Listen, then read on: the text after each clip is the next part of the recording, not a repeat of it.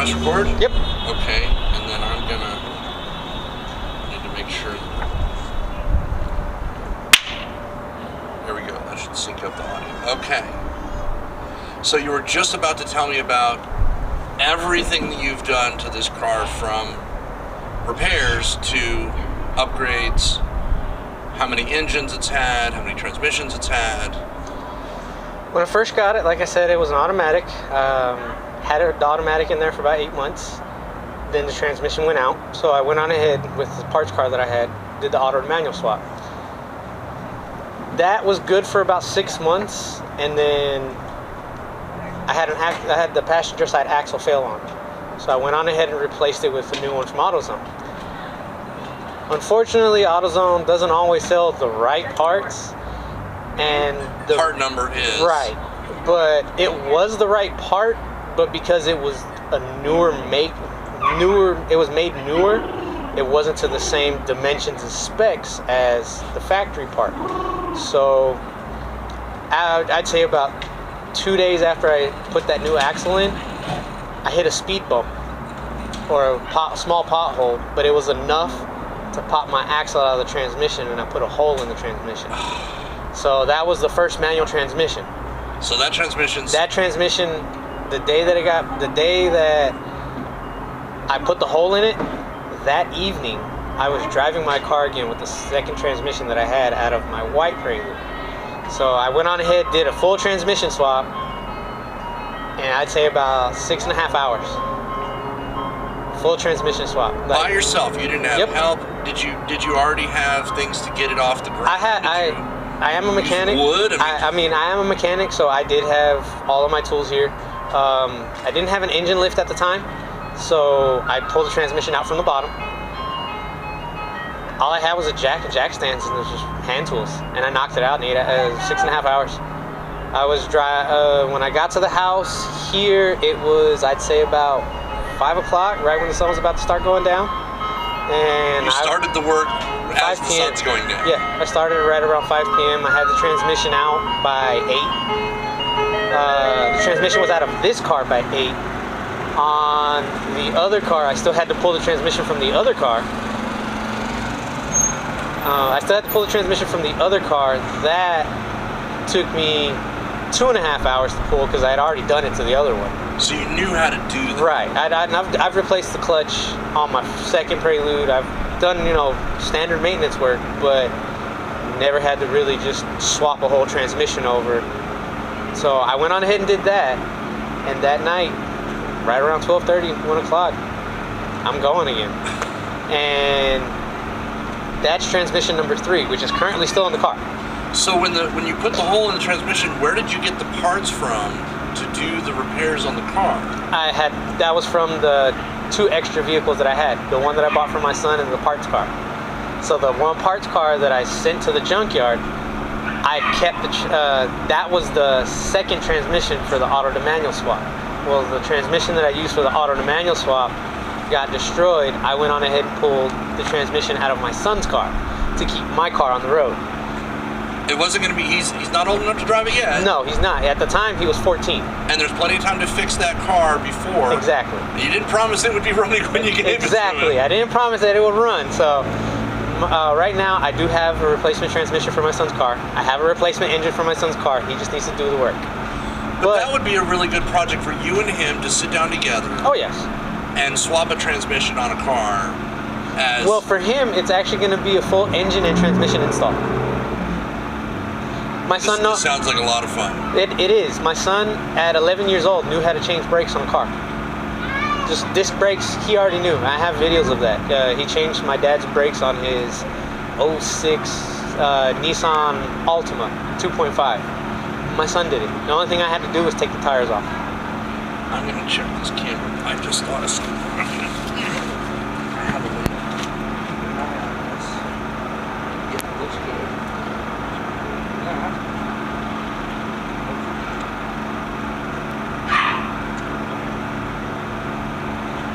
I can just look over and make sure, because it looks good right now. Screw you. That's fine. I think let me check the shock one more time.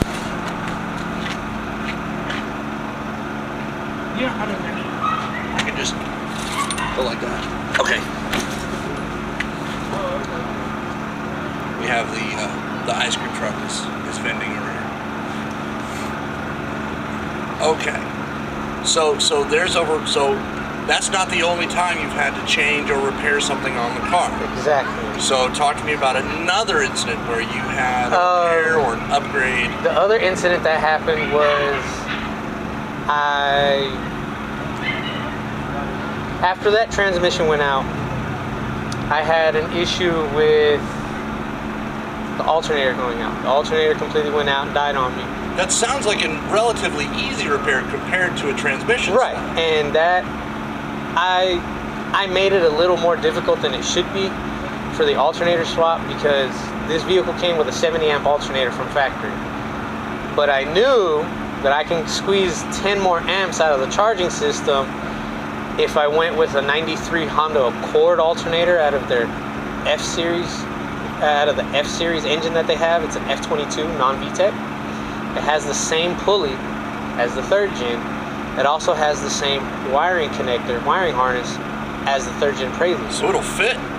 It's a straight bolt on. The only modification that you have to do is the lower bolt that attaches to the tensioner.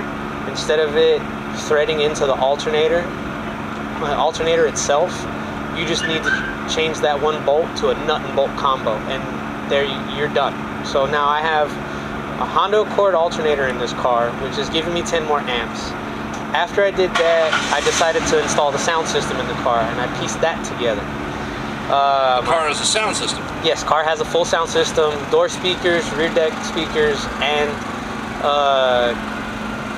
kicker box, comp VR12s, dual VR12s with a 1500 watt amp in the back. You did all that work? Yes, sir. The wiring? All wiring, install everything. Did you have the stereo and all that in your head, or you're like, this'll fit? Oh, I need one of those. That'll fit. I've had stereos in almost all my cars, so I was like, it's time for an upgrade. The stock speakers don't really work. I need to get it at least to my liking. So I started with some cheapy knockoff kickers. They were, was it PB? Power Base? Yeah. I got those. Had those for about a month, and I got mad because they just weren't holding up. So I went on ahead and I went on Amazon and I bought DS19. Okay. They're great speakers for the price range, and I have two-way DS19s in the rears, which are 6.5 mid and tweeters, solely mid tweeters. There's no heavy bass. They're just mid and tweeters, and I have three-way DS19 6.5s up front in the doors. The amp that I have in the back is a dual 1500 watt 4 ohm amp, and then the speakers that are in the back I actually got from my job,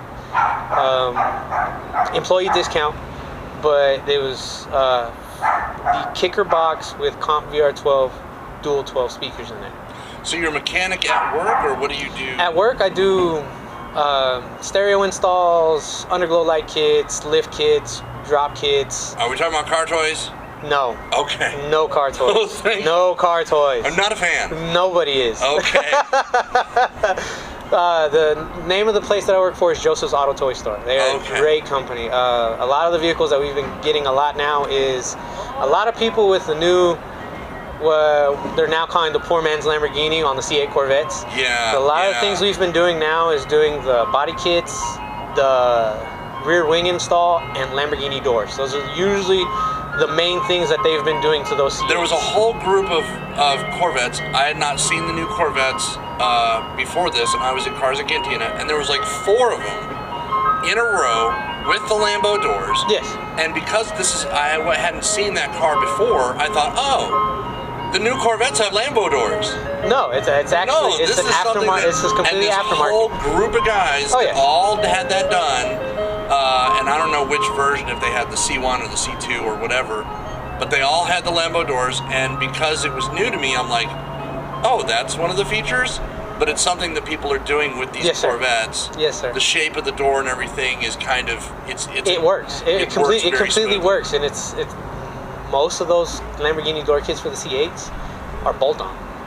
People don't realize that. The new C8 Corvettes have a bolt-on Lamborghini kit. There is modifications needed to be done to the fenders to make them work 100%, no issues. But you don't have to cut anything. You have to cut a very minor portion of the fender, but it's the inside of the fender where you don't see it at all. So when the door is shut, exactly, you don't see it. It looks like a factory install. Okay, so we haven't covered all of the changes. So there was another time that you had to work on this. The last time that I had to work on this was fairly recently. It was right before Fuel Fest last year. Of course. I ran into an issue with rod knock. My car developed rod knock, and I didn't know what was going on because my oil pressure light, my check engine light was flashing because of low oil pressure. So I went on ahead and swapped the oil pressure sensor, but it was still throwing the low oil pressure. So I looked into it, did my research. The light for the vehicle, for the low oil pressure, is just a light. It doesn't give you a reading. So I said, I need an analog gauge. So I went on ahead and installed an analog oil pressure gauge so I can keep an eye on my oil pressure. It didn't have an oil gauge in the car from stock. Exactly. It did not have an oil pressure gauge, an actual oil pressure gauge. It was just a light for the check engine There's light. an issue with your oil pressure. Exactly. Could be high, could be low. It won't tell you. There's no way. It's just the check engine light. Could be hot, could be cold. Exactly. But I went on ahead and put the analog gauge in. I noticed my oil pump wasn't keeping up with the car. So at idle, when the car was cold, I would have 20 psi. But once the car got hot, that psi would keep dropping, and then finally dropped to single digits, to 6 psi at idle. That's too low for this car. So I went on ahead and I looked for an oil pump. I found one. Went on ahead and swapped the oil pump. But right before I swapped the oil pump, I started my car one day and I heard rod knock. So I went on ahead and changed the connecting rod bearings. Connecting rod number 2 had failed me. It spun. So I went on ahead and replaced the bearings on rod knock. Go to Fuel Fest, come home, and I removed the engine because of the rod, because I had the low oil pressure. Swapped in my second engine to the car, and that engine, actually no, that's engine number 2. That's engine number 2 that I'm talking about. Engine number 1 died on the way out to a Cars and Tacos meet. It was a private meet.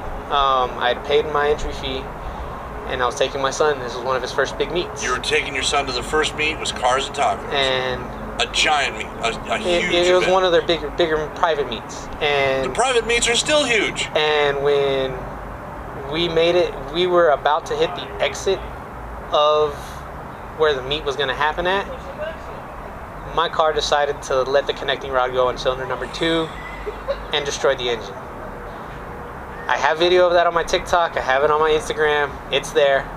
Do you remember the date? People could look up and go back on Instagram and find the date. I'm not sure exactly the date off the top of my head, but it is definitely there. I made fun of myself for it, but that was the original engine. Swapped out to the second engine, had that. That was the engine I took to Fuel Fest. Okay. When I got back from Fuel Fest, I went on ahead and swapped it out and did a full refresh on the car. I bought a new clutch, new radiator, because when I removed the engine, I broke the top neck to the radiator. So I had to order a new radiator because the radiator was already old. I'd never changed it. So I swapped the radiator out, got the new engine in, and I drove that, I'd say almost a year. And then I developed rod knock again in engine number 2. And these cars are notorious for the oil pumps randomly failing. So I was like, this is another issue. I'll deal with it. I had the analog oil pressure gauge, so I was able to stay on top of it. Never ran low. But the bearings just had enough. So the engine locked up on me. So I went and swapped to engine number 3. Engine number 3 lasted 5 months.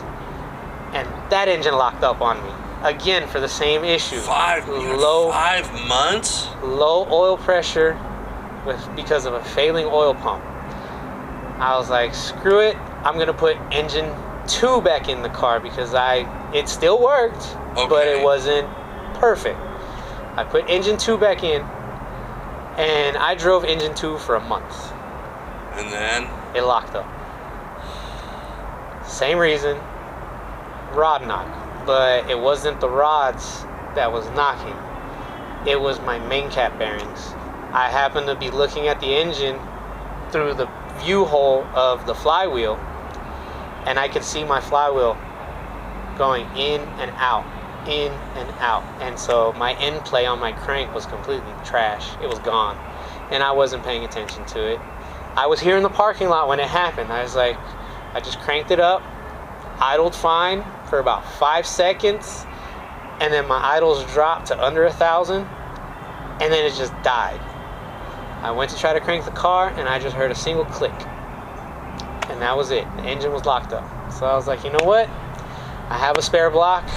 I'm just going to drop the spare block I have at the machine shop. And that's where we're at now today. I have a B20A5 block that has been bored to B21A1 spec. So originally was 81.5 millimeter, now is 83 millimeter cylinder bore. It's the B21A1 pistons, connecting rods, B21A1 head and head gasket. The intake is off the B21.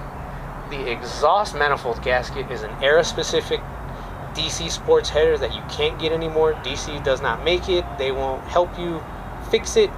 It's, if you got it, you got it. If someone wants it, they have to get it off of you.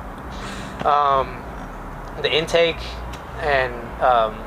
and intake filter that I got, that was just a quick buy at AutoZone. I just went and got something because the stock air filter points straight down above the rear subframe. So if I hit a splash of water, that filter would suck that water up. So that's why I have this filter in place now.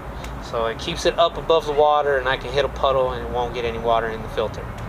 I've had issues with my fuel injectors. I went and swapped those out. Fuel filter has been swapped out. You talked to me about something that you have in there just to keep the light off. Yes. I have an issue with the idle air control valve on this car. These cars are notorious for those things going bad. They don't make them anymore. There's two ways to fix it. You either block it off or you bypass it. I don't want to take it off right now because then I have to open the cooling system, and the cooling system is impossible in that area, that location alone, to bleed the air.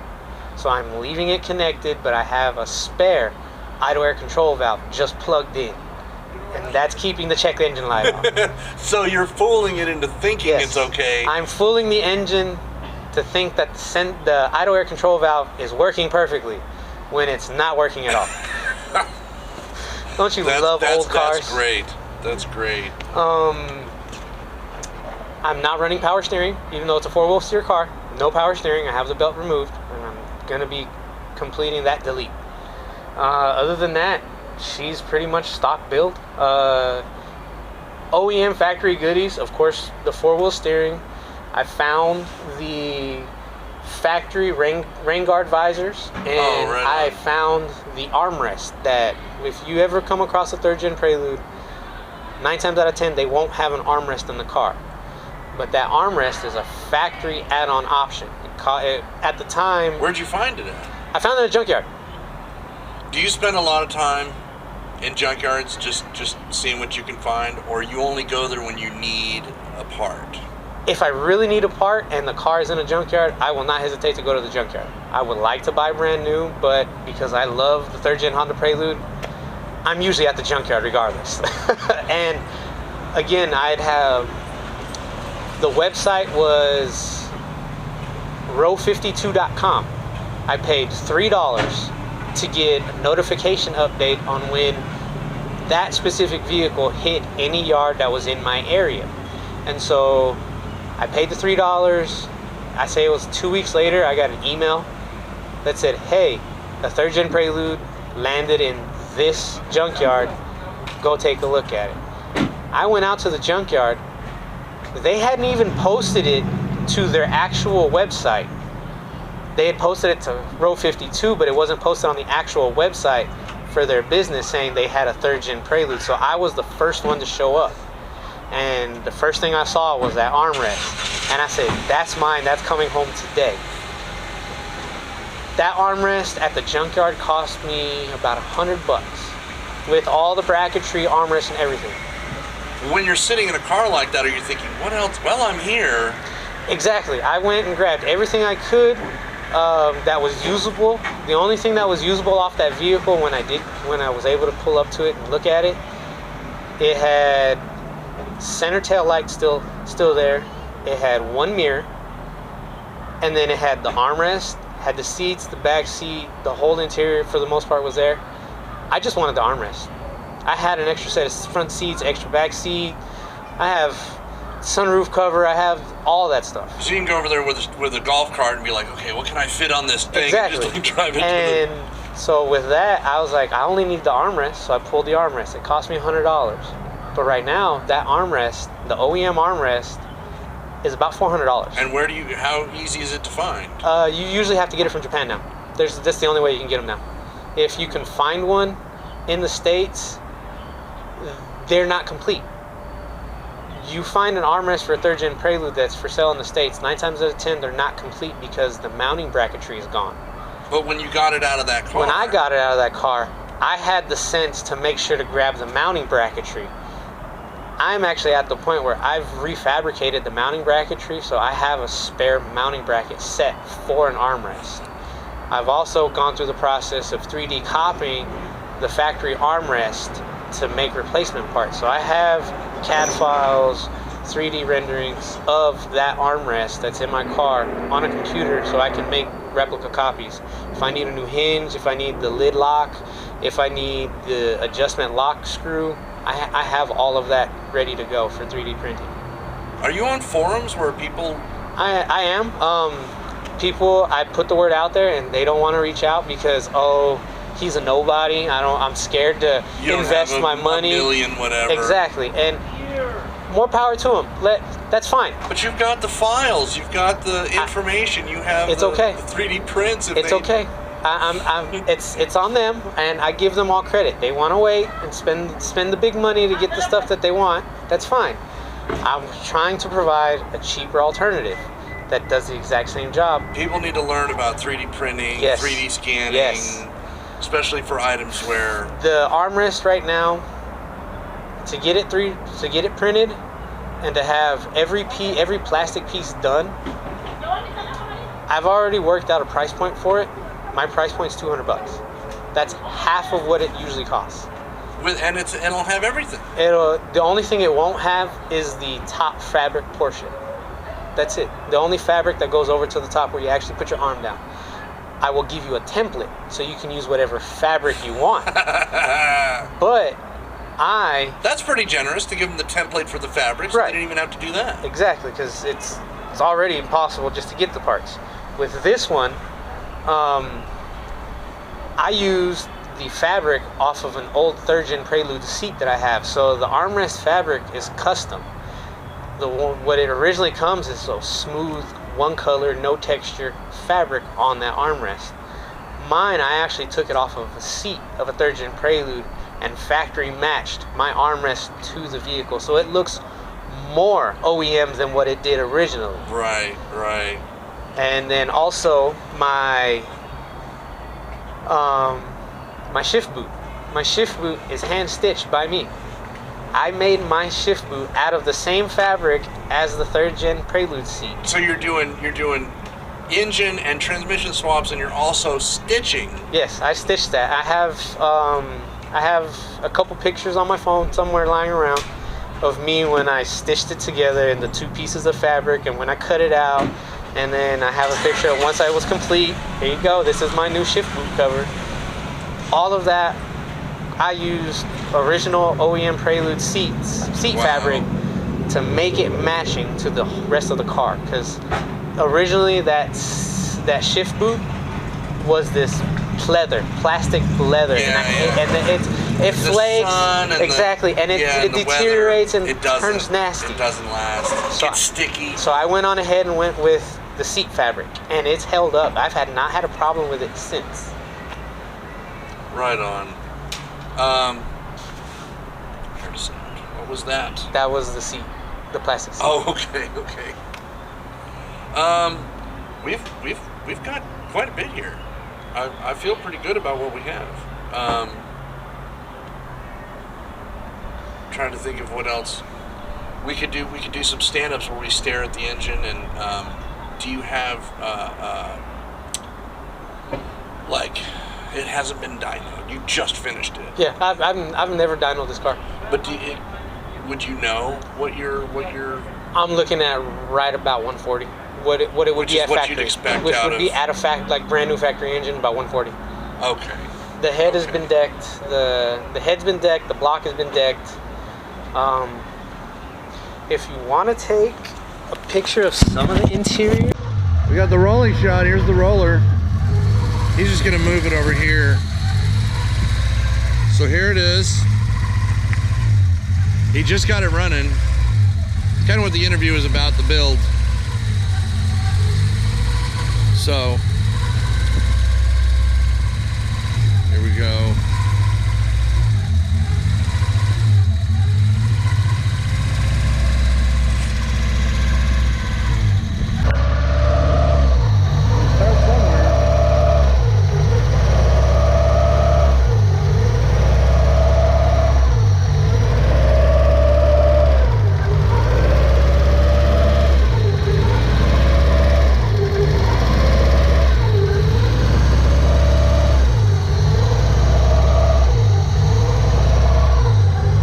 Okay, so what we're looking at, let me see if we can get it. this That's is pretty good. this is Honda's advertisement for the 4-wheel steering. And you have it. Where did you get this from?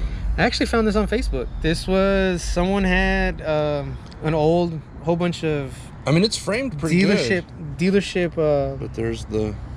adverts, and I am happen to snag this off of them. And you have it. This is going to be part of your display at Fuel Oh Fest? yes, this is definitely part of the display at Fuel Fest.